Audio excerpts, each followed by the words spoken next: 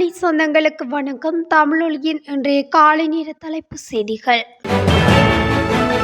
தற்போதைய அதிபர் சுயாதீனமாகவோ அல்லது வேறு தரப்பினருடன் இணைந்தோ அதிபர் தேர்தலில் வெற்றி பெற முடியாது என முன்னாள் நாடாளுமன்ற உறுப்பினர் அஜித் பி பெரேரா தெரிவித்துள்ளார். குறித்த விடயத்தை சமகால அரசியல் குறித்து கருத்து தெரிவித்த போதே அவர் குறிப்பிட்டுள்ளார். இது தொடர்பாக அவர் மேலும் தெரிவிக்கையில், ரணில் விக்ரமசிங்கவை இந்த நாட்டு மக்கள் நன்கு அறிந்து வைத்துள்ளனர். நிமால் லான்சா, ரவி கருணாநாயக்க மற்றும் வஜிர அபேவர்தன போன்றவர்களே அதிபருக்கு தற்போது ஆதரவாக உள்ளனர். ஆனால் அவர்களிடம் இந்த நாட்டை கட்டியெழுப்புவதற்கான கொள்கை திட்டங்கள் எதுவும் கிடையாது. அத்தோடு ரணில் விக்ரமசிங்க ஆதரவாளர்கள் என கூறிக்கொள்பவர்கள் இந்த நாடு வீழ்ச்சி பாதைக்கு செல்வதற்கு வழிவகுத்தவர்கள் என்பதையும் அனைவரும் அறிவார்கள் என அவர் தெரிவித்துள்ளார். அரசு துறையில் நிலவும் சம்பள முரண்பாடுகளை தீர்க்க அரசாங்கம் விரும்பினாலும் 2024 வரவு செலவு திட்ட ஆவணத்தினூடாக அதற்காக மேலதிக நிதி ஒதுக்கீட்டை பெற்றுக்கொள்ள முடியாது என அமைச்சர் பந்துல குணவர்தன தெரிவித்துள்ளார். ஜனாதிபதி ஊடக மையத்தில் நடைபெற்ற ஊடகவியலாளர் சந்திப்பில் வைத்து கருத்து தெரிவிக்கும் போதே அவர் இந்த விடயத்தை கூறியுள்ளார். அரசு திணைக்களங்கள், அரசு கூட்டுத்தாபனங்கள் மற்றும் சட்டப்பூர்வ வாரியங்களின் சம்பள முரண்பாடுகள் உள்ளிட்ட சம்பள பிரச்சினைகளுக்கு தீர்வு வழங்குவதற்கு ஜனாதிபதியின் செயலாளர் மற்றும் நிதி அமைச்சின் செயலாளர் அடங்கிய குழு ஒன்று ஏற்கனவே நியமிக்கப்பட்டுள்ளது. அதன்படி 2025 ஆண்டுக்கான வரவு செலவு திட்ட ஆவணத்தில் தீர்வுகளை முன்மொழிந்து முழுமையான தீர்வுகளை வழங்குவதற்கு ஜனாதிபதி ரணில் விக்ரமசிங்க தலைமையிலான அமைச்சரவை தீர்மானித்துள்ளது என குறிப்பிட்டுள்ளார். நாடு முழுவதும் உள்ள அனைத்து தபால் நிலையங்களும் எதிர்வரும் 13ஆம் தேதி காலை முதல் மூடப்படும் என அறிவிக்கப்பட்டுள்ளது. இன்று நள்ளிரவு 12 மணி தொடக்கம் 13ஆம் தேதி நள்ளிரவு 12 மணி வரை சுகையின விடுமுறை தொழிற்சங்க நடவடிக்கையில் ஈடுபட தீர்மானித்துள்ளதாக ஒன்றிணைந்த தபால் தொழிற்சங்க முன்னணி தெரிவித்துள்ளது. இதற்கமைய நாடு முழுவதும் உள்ள அனைத்து தபால் நிலையங்களும் எதிர்வரும் 13ஆம் தேதி காலை முதல் மூடப்படும் என அதன் அழைப்பாளர் சிந்தக பண்டார தெரிவித்துள்ளார். பொசன் தினத்தை முன்னிட்டு அனுராதபுரம், மிகிந்தலை மற்றும் தாந்திரிமலை பகுதிகளில் அமைந்துள்ள 11 பாடசாலைகளுக்கு விடுமுறை வழங்கப்பட்டுள்ளது. இம்மாதம் 18ஆம் தேதி முதல் 20ஆம் தேதி வரை மூடுவதற்கு வடமத்திய மாகாண கல்வி அமைச்சு தீர்மானித்துள்ளது. விசேட பாதுகாப்பு கடமைகளுக்காக வெளி மாகாணங்களில் இருந்து வரும் போலீஸ் உத்தியோகத்தர்களுக்கு தங்குமிட வசதிகளை ஏற்படுத்தி கொடுப்பதற்காக பாடசாலைகளை மூடுவதற்கு தீர்மானிக்கப்பட்டுள்ளது. அனுராதபுரம் தேசிய பொசன் விழா குழுவினர் மற்றும் அனுராதபுர சிரேஷ்ட போலீஸ் அத்தியட்சகர் திலின கேவாபத்திரன் ஆகியோர் வடமத்திய மாகாண கல்வி அமைச்சின் கோரிக்கைக்கு அமைய பாடசாலைகள் மூடப்படவுள்ளது.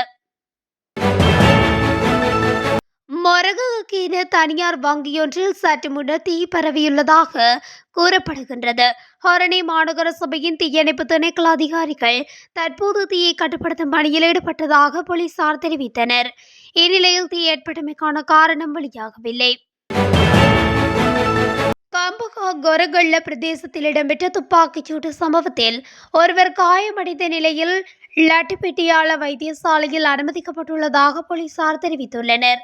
நேற்று பிற்பகல் இந்த துப்பாக்கிச்சூடு சம்பவம் இடம்பெற்றுள்ளதாக நெட்டம்புவ போலீசார் தெரிவிக்கின்றனர். சம்பவத்தில் கொரகொள்ள பிரதேசத்தைச் சேர்ந்த 36 வயதுடைய ஒருவரை காயமடைந்துள்ளதாக போலீசார் குறிப்பிட்டுள்ளனர். கொரகொள்ள பிரதேசத்தில் உள்ள காணியொன்றுக்குள் பிரவேசித்த வேளையிலே இந்த துப்பாக்கிச்சூடு இடம்பெற்றுள்ளது. இதுவரை கிடைக்கப்பெற்ற முதற்கட்ட தகவல்களின் அடிப்படையில் விசாரணைகள் ஆரம்பிக்கப்பட்டுள்ளதாக போலீசார் தெரிவித்துள்ளனர். மின்சார கட்டண திருத்த சட்டமூலம் தொடர்பான யோசனை இலங்கை மின்சார சபையினால் பொது பயன்பாடுகள் ஆணைக்குழுவுக்கு அனுப்பி வைக்கப்பட்டுள்ளது. பொதுமக்களிடம் கருத்துக்கள் பெறப்பட்டதன் பின்னரே பொது பயன்பாடுகள் ஆணைக்குழு இறுதி முடிவை அறிவிக்கும் என தெரிவிக்கப்பட்டுள்ளது.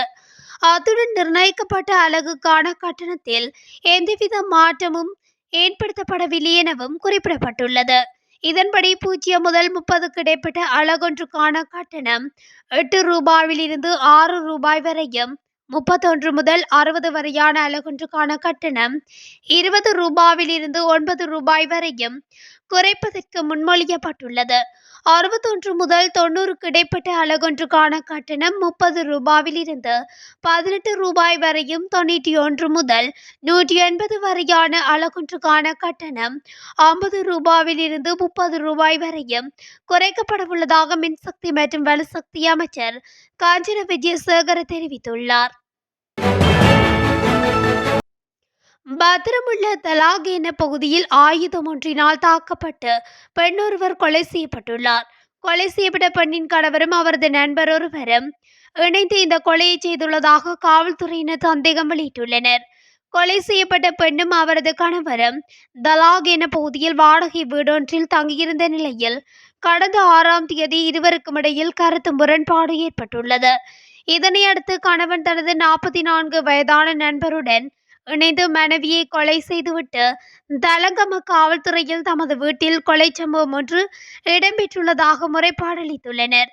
சம்பவம் தொடர்பான விசாரணைகளை ஆரம்பித்த காவல்துறையினர் சந்தேகத்தின் பேரில் கணவரையும் அவரது நண்பரையும் கைது செய்துள்ளனர்.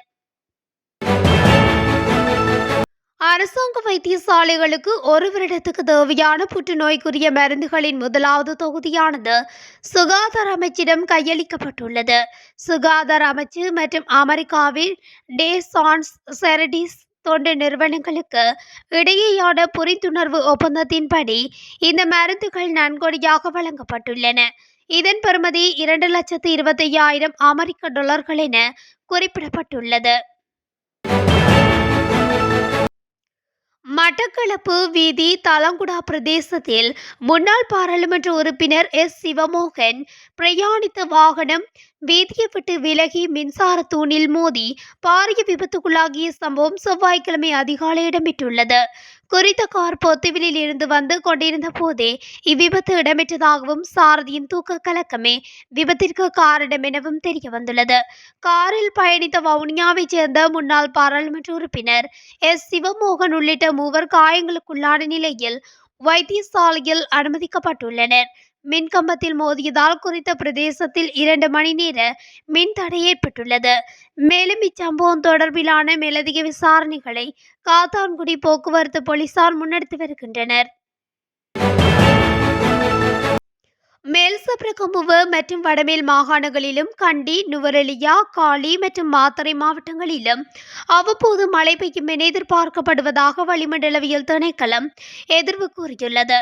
மேல் மற்றும் சப்ரகமுவ மாகாணங்களிலும் நுவரெலியா மாவட்டத்திலும் சில இடங்களில் 75 மில்லிமீட்டருக்கும் அதிகமான ஓரளவு பலத்த மழை வீழ்ச்சி எதிர்பார்க்கப்படுகின்றது. ஊவா மாகாணத்தில் சில இடங்களில் மாலையில் அல்லது இரவில் மழையோ அல்லது இடியுடன் கூடிய மழையோ பெய்யக்கூடிய சாத்தியம் காணப்படுகின்றது. மத்திய மலை நாட்டின் மேற்கு சரிவு பகுதிகளிலும் வடக்கு வடமத்திய மற்றும் வடமேல் மாகாணங்களிலும் திருகோணமலை, ஹம்பாந்தோட்டை மற்றும் மொனராகலை மாவட்டங்களிலும் அவ்வப்போது மணித்தியாலத்துக்கு 40 தொடக்கம் 50 கிலோமீட்டர் வரையான வேகத்தில் பலத்த காற்று வீசக்கூடிய சாத்தியம் காணப்படுகின்றது. யாழ் குருநகர் பகுதியில் பெருமளவிலான கேரள கஞ்சாவை நேற்றைய தினம் கைப்பற்றியுள்ளதாக போலீசார் தெரிவித்துள்ளனர். யாழ்ப்பாண பிராந்திய விசேட குற்ற தடுப்பு பிரிவு போலீசாரால் குறித்த கஞ்சா கைப்பற்றப்பட்டுள்ளது. போலீசாருக்கு கிடைத்த ரகசிய தகவலின் அடிப்படையில் குருநகர் பகுதியில் முன்னெடுக்கப்பட்ட விசேட சுற்றி வளைப்பின் போது 10 பொதிகளில் 22 கிலோகிராம் கஞ்சா கைப்பற்றப்பட்டது. யாழ்ப்பாணம் பட்டுக்கோட்டை துணைவி பகுதியில் வாழ்வீட்டுக்கு இலக்காகி இளைஞன் ஒருவர் படுகாயமடைந்த நிலையில் வைத்தியசாலையில் அனுமதிக்கப்பட்டுள்ளார். திங்கட்கிழமை இந்த சம்பவம் இடம்பெற்றுள்ளது. 2 மோட்டார் சைக்கிளில் வந்த 4 பேர் கொண்ட வன்முறை கும்பல் வாழ்வெட்டு தாக்குதலை மேற்கொண்டு தப்பி சென்றுள்ளனர். இந்த நிலையில் சம்பவம் தொடர்பில் மேலதிக விசாரணைகளை வட்டுக்கோட்டை போலீசார் மேற்கொண்டு வருகின்றனர். கிளிநொச்சியில் பாடசாலைக்கு செல்ல காத்திருந்த பாடசாலை மாணவர்களை பேருந்துகள் ஏற்றாமல் பயணிப்பதால் மாணவர்கள் போலீஸ் வாகனத்தில் பாடசாலை சென்ற சம்பவம் ஒன்று பதிவாகியுள்ளது. குறித்த சம்பவம் நேற்று கிளிநொச்சி முகமாலை பகுதியில் இடம்பெற்றுள்ளது. கிளிநொச்சியில் நேரத்தோடு வந்து பாடசாலை செல்ல பேருந்து தரிப்பிடத்தில் காத்து நின்ற போதும் தொடர்ச்சியாக பேருந்துகள் மாணவர்களை ஏற்றிச் செல்லாத சம்பவம் பதிவாகி வருகின்றது. இந்நிலையில் நேற்றைய தினம் போலீசார் தமது வாகனத்தில் மாணவர்களை ஏற்றிச் சென்று பாடசாலையில் விட்டுள்ளனர். அதேவேளை கடந்த சில மாதங்களுக்கு முன்னர் பெற்றோர் ஒருவர் பேருந்துக்கு குறுக்காக மோட்டார் சைக்கிளை நிறுத்தி பாடசாலை மாணவர்களை ஏற்றி அனுப்பிய சம்பவமும் பதிவாகியிருந்தமை குறிப்பிடத்தக்கது. கினிகத்தேனி தியகல வீதியில் இடம்பெற்ற விபத்தில் 10 பேர் காயமடைந்துள்ளதாக போலீசார் தெரிவித்தனர். இந்த விபத்து செவ்வாய்க்கிழமை நேற்று காலை இடம்பெற்றுள்ளது. கண்டியில் இருந்து ஹட்டன் நோக்கி பயணித்த தனியார் பேருந்தும் ஹட்டனில் இருந்து கண்டி நோக்கி பயணித்த வேன் ஒன்றுமே இவ்வாறு விபத்துக்குள்ளாகியுள்ளன.